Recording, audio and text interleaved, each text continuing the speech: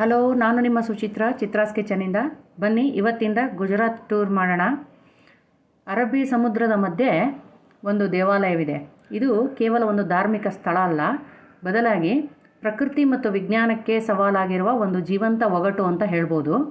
ಅದುವೇ ಗುಜರಾತ್ನಲ್ಲಿರುವ ನಿಷ್ಕಳಂಕ್ ಮಹಾದೇವ್ ದೇವಾಲಯ ಅಂತ.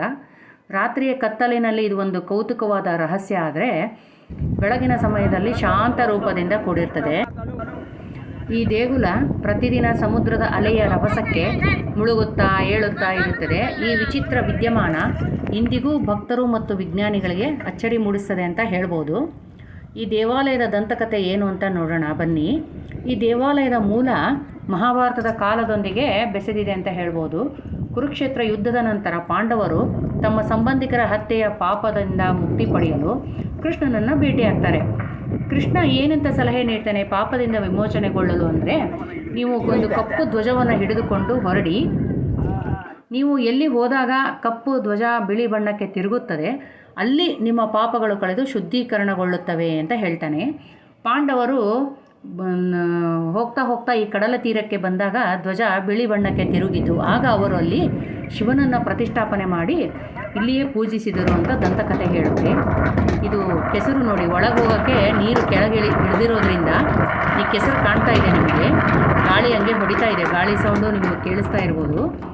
ಮತ್ತು ಸಮುದ್ರದೊಳಗೆ 5 ಶಿವಲಿಂಗಗಳನ್ನು ಪಾಂಡವರು ಸ್ಥಾಪನೆ ಮಾಡಿದ್ರು. ಇದಕ್ಕೆ ನಿಷ್ಕಳಂಕ ಅಂದರೆ ಕಳಂಕವಿಲ್ಲದ ಮಹಾದೇವ ಅಂದರೆ ಪಾಪದಿಂದ ಮುಕ್ತ ಅಂತ ನಾವು ಅರ್ಥ ಮಾಡ್ಕೋಬೇಕು.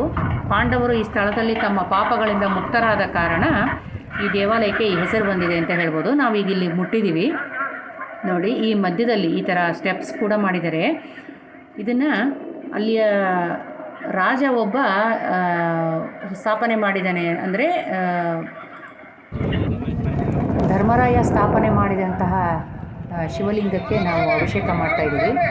ಇಲ್ಲಿ ಪಂಚಪಾಂಡವರು ಸ್ಥಾಪನೆ ಮಾಡಿರುವಂತಹ 5 ಲಿಂಗಗಳಿದ್ದಾವೆ.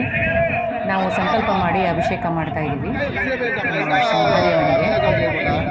ಮತ್ತು ಇಲ್ಲಿ ಹತ್ತಿರವಾದ ವಿಮಾನ ನಿಲ್ದಾಣ ಅಂದರೆ ವಡೋದರ ವಿಮಾನ ನಿಲ್ದಾಣ ಅಂತ ಹೇಳಬೇಕು.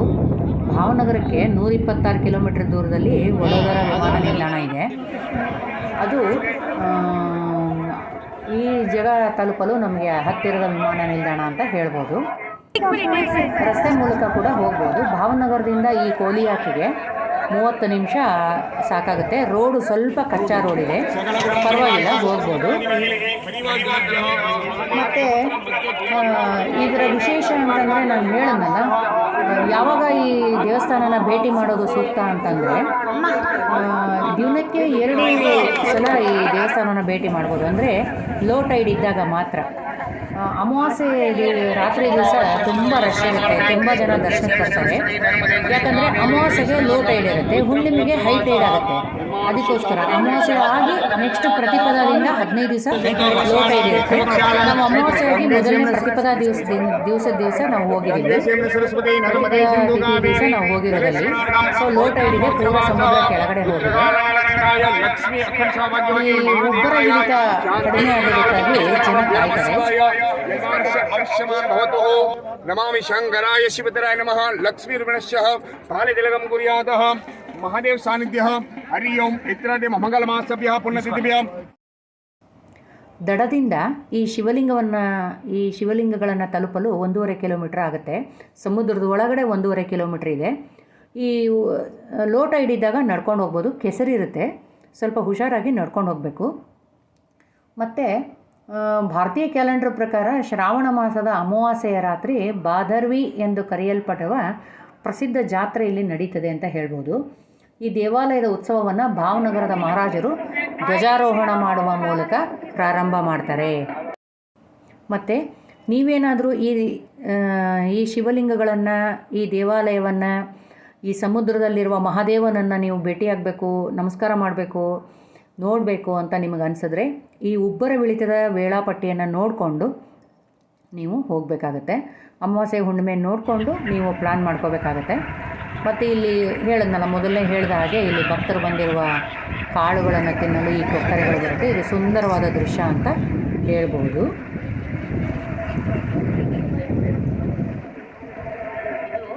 ಭಾವನಗರ ಜಿಲ್ಲೆಯ ಕೋಲಿಯಾಕ್ ಗ್ರಾಮದಿಂದ ಸುಮಾರು 3 ಕಿಲೋಮೀಟರ್ ದೂರದಲ್ಲಿದೆ. ಅರೇಬಿಯನ್ ಸಮುದ್ರದಲ್ಲಿ ನೆಲೆಗೊಂಡಿದೆ ಅಂತ ಹೇಳ್ಬೋದು. ಗುಜರಾತ್. ಇಲ್ಲಿ ಅಮಾವಾಸ್ಯೆ ಆದ ಬಳಿಕ ಪ್ರತಿಪದಾ ತಿಥಿಯಿಂದ ಲೋ ಟೈಡ್ ಇರೋವಾಗ ನಾವು ಇಲ್ಲಿ 5 ತಾಸುಗಳ ಕಾಲ ಪೂಜೆಗಳನ್ನು ನೆರವೇರಿಸಬಹುದು. ನಂತರ ಸಮುದ್ರದ ಹೈ ಟೈಡ್ ಸ್ಟಾರ್ಟ್ ಆಗುತ್ತೆ. ಆವಾಗ ಸಮುದ್ರದ ಒಳಗೆ ಹೋಗಲಿಕ್ಕೆ ಆಗೋದಿಲ್ಲ. ಮತ್ತು ಇಲ್ಲಿನ ಸ್ಥಳೀಯ ಜನರು ಇದನ್ನು ನಕ್ಲಾಂಗ್ ಮಹಾದೇವ್ ಅಂತ ಪ್ರೀತಿಯಿಂದ ಕರೀತಾರೆ. ಮತ್ತು ಇದನ್ನು ಕೆಟ್ಟ ಕರ್ಮಗಳ ಕಲೆಗಳಿಂದ ಮುಕ್ತಗೊಳಿಸುವ ಶಿವ ಅಂತ ಇಲ್ಲಿ ಕರೀತಾರೆ. ಇಲ್ಲಿ ಈ ರೀತಿ ಜೋಳ ಕಾಳುಗಳನ್ನು ಹಾಕೋದ್ರಿಂದ ಈ ಕೊಕ್ಕರೆಗಳು ಬರ್ತಾ ಇದ್ದಾವೆ. ಬಂದಿರೋ ಜನರು ಇಲ್ಲಿ ಈ ಕೊಕ್ಕರೆಗಳಿಗೆ ಊಟ ಹಾಕಿ ಹೋಗ್ತಾರೆ. ಮತ್ತು 5 ಶಿವಲಿಂಗಗಳಿಗೆ ಅಭಿಷೇಕ ಮಾಡಿ ಹೋಗ್ತಾರೆ ಅಂತ ಹೇಳ್ಬೋದು.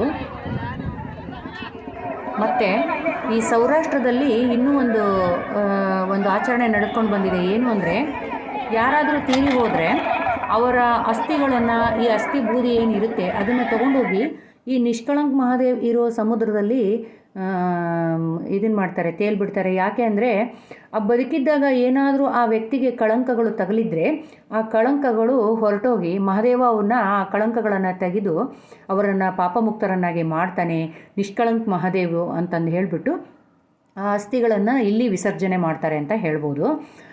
ನಮಗೆ ಅದನ್ನು ನಮ್ಮ ಕಾರ್ ಡ್ರೈವರ್ ಅವರು ಹೇಳಿದ್ರು. ನಮ್ಮ ಮನೇಲಿ ಯಾರಾದರೂ ಸತ್ತರೆ ನಾವು ಅಸ್ಥಿಗಳನ್ನು ಇಲ್ಲಿ ತಂದು ವಿಸರ್ಜನೆ ಮಾಡ್ತೀವಿ. ಯಾಕೆ ಅಂದರೆ, ಹೇಳಿರೋ ಡ್ರೈವರ್ ಯಾರಂದರೆ ಗುಜರಾತಲ್ಲಿ ಅಹಮದಾಬಾದಲ್ಲಿರೋ ಒಬ್ಬರು ಕಾರ್ ಡ್ರೈವರ್ ಹೇಳಿದ್ರು. ಯಾಕೆ ಅಂದರೆ, ನಿಷ್ಕಳಂಕ್ ಮಹಾದೇವ್ ಅವನ ಹೆಸರೇ ಹೇಳುವ ಹಾಗೆ ಕಳಂಕಗಳನ್ನೆಲ್ಲ ತೊಡೆದು ಬದುಕಿರುವಾಗ ತಟ್ಟಿರುವಂಥ ಕಳಂಕಗಳನ್ನೆಲ್ಲ ತೊಡೆದು ನಿಷ್ಕಳಂಕವಾಗಿ ನಮ್ಮನ್ನು ಪಾಪಮುಕ್ತರನ್ನಾಗಿ ಮಾಡಿ ನಮಗೆ ಮೋಕ್ಷವನ್ನು ಕರುಣಿಸ್ತಾನೆ ಅಂತ ನಾವು ಇಲ್ಲಿ ಅಸ್ಥಿಗಳನ್ನು ವಿಸರ್ಜನೆ ಮಾಡ್ತೀವಿ ಅಂತ ಹೇಳಿದ್ರು. ಇದು ಒಂದು ಆಚರಣೆ ಕೂಡ ಅಲ್ಲಿ ನಡೆದುಕೊಂಡು ಬಂದಿದೆ ಅಂತ ಹೇಳ್ಬೋದು. ಈ ಸುತ್ತಮುತ್ತ ಪರಿಸರವನ್ನು ನೀವು ಗಮನಿಸಲಿ ಅಂತ ಒಂದು ಚಿಕ್ಕ ವಿಡಿಯೋ ರಿಪೀಟ್ ಆಗಿದೆ. ನಾನೇ ರಿಪೀಟ್ ಮಾಡಿದ್ದೀನಿ. ಯಾಕಂದರೆ ಇಲ್ಲಿ ಪರಿಸರ ಹೇಗಿದೆ, ಕಲ್ಲು ಹೇಗಿದೆ ಅದನ್ನೆಲ್ಲ ನೋಡಿ ಚೆನ್ನಾಗಿ ಕಾಣಿಸ್ತದೆ ಅಂತಂದು ತೋರಿಸ್ತಾ ಇದ್ದೀನಿ. ತುಂಬ ಚೆನ್ನಾಗಿದೆ. ಸೌರಾಷ್ಟ್ರಕ್ಕೆ ಹೋದರೆ ಈ ನಿಷ್ಕಳಂಕ್ ಮಹಾದೇವನನ್ನು ದರ್ಶನ ಮಾಡೋದನ್ನು ಮರಿಬೇಡಿ. ದಯವಿಟ್ಟು ಎಲ್ಲರೂ ಹೋಗಿ ಬನ್ನಿ.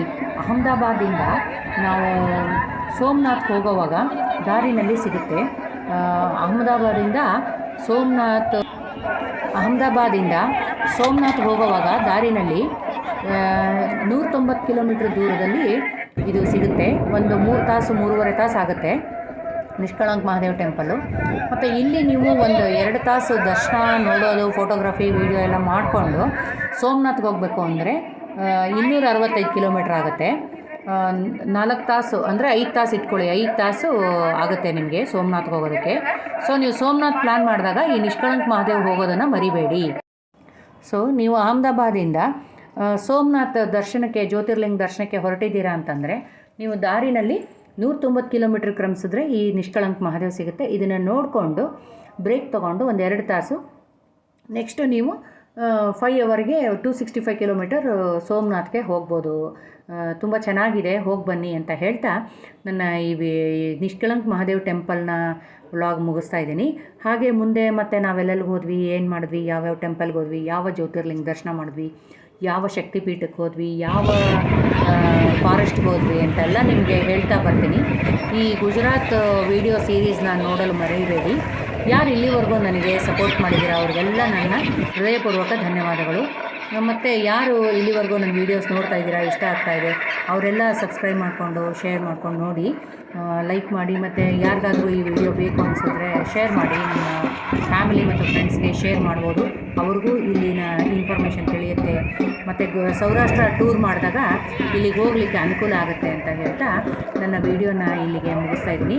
ಧನ್ಯವಾದಗಳು ಸ್ನೇಹಿತರೆ. ಮತ್ತೆ ಮುಂದಿನ ವಿಡಿಯೋದೊಂದಿಗೆ ಸಿಗ್ತೀನಿ.